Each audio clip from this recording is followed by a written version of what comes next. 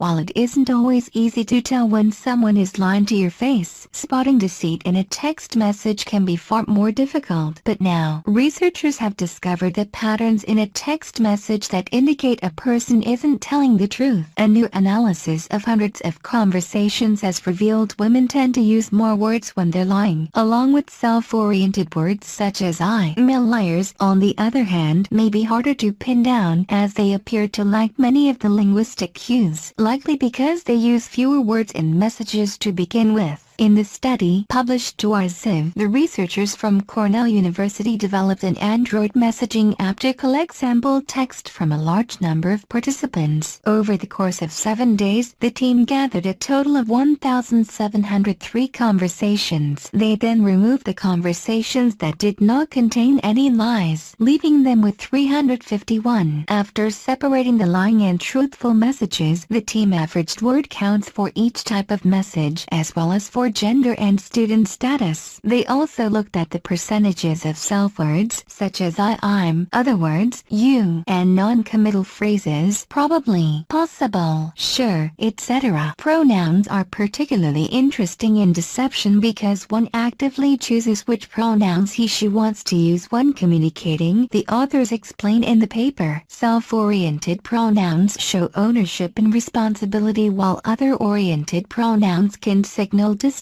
and lack of accountability. The data reveal that text messages containing lies were, overall, longer than truthful texts. On average, deceitful texts contain 8 words, while truthful texts contain 7. And the researchers also found this differed between the sexes. While women use an average of 8 words in a text message, they tend to use 9 when they're lying. Men, however, use about 7 words in both truthful and deceitful texts. The study also revealed that liars were more likely to use self-oriented words than they were to use you. But when examined by gender, the researchers again noticed some key differences. Earlier we found that self-oriented words were used more in lying. However, when we break the data down by gender, women use self-oriented words more across the board and other-oriented words less while lying. Disproving our hypothesis, the authors wrote, men, on the other hand, use I significantly less but have an increased use of my and me. Both men and women, though, were found to use non-committal phrases more when they're lying, which the researchers note is not surprising. For men, sure was most likely to appear, while women tend to include the word try.